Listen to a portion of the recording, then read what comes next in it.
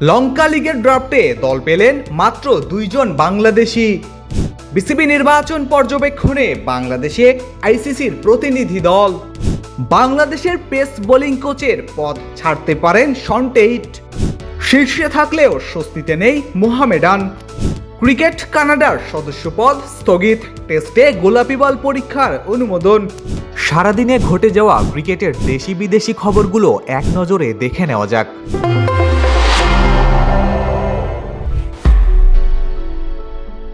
লঙ্কা premier লিগের draft থেকে দল পেয়েছেন হাসান মাহমুদ ও মেহেদী হাসান মিরাজ।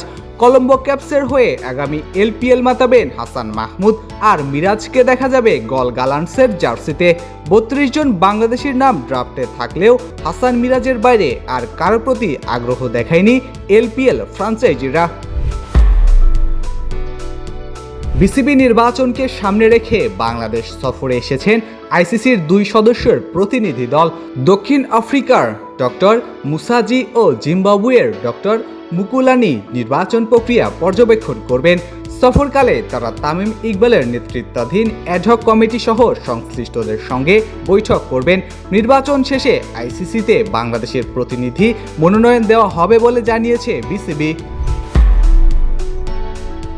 বাংলাদেশ জাতীয় দলের পেস বোলিং কোচের দায়িত্ব ছাড়তে পারেন অস্ট্রেলিয়ার সাবেক পেসার শন টেইট। ক্রিকবাজের তথ্য অনুযায়ী পারিবারিক কারণ দেখিয়ে বিসিবিকে নিজের সিদ্ধান্তের কথা জানিয়েছেন তিনি। অস্ট্রেলিয়া সিরিজের আগে ক্যাম্পে তার যোগ দেওয়া নিয়ে তৈরি হয়েছে অনিশ্চয়তা। লিজেন্ডস অফ রূপগঞ্জের বিপক্ষে ম্যাচের আগে কোচ মিজানুর রহমান বাবুল বলেছেন, ডিপিএল এর প্রতিটি ম্যাচই এখন তাদের কাছে ফাইনালের মতো। তাসকিন ও রানা দলে যোগ দেওয়ায় শক্তি বেড়েছে মোহামেডানের, তবে মাত্র 2 পয়েন্ট ব্যবধান থাকায় শিরোপার দৌড়ে কোনো ম্যাচই ভুলের সুযোগ দেখছেন না তিনি। প্রশাসনিক ও সুশাসনগত ব্যর্থতার অভিযোগে ক্রিকেট কানাডার সদস্যপদ তাৎক্ষণিকভাবে স্থগিত করতে যাচ্ছে আইসিসি।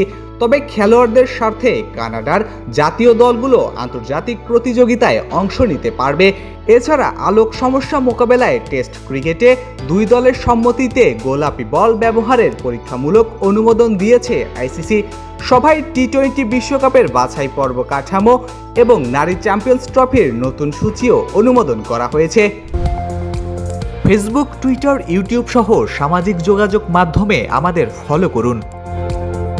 ক্রিকেট দুনিয়ার সকল খবর সবার আগে পেতে ভিজিট করুন www.dailycricket.com.bd।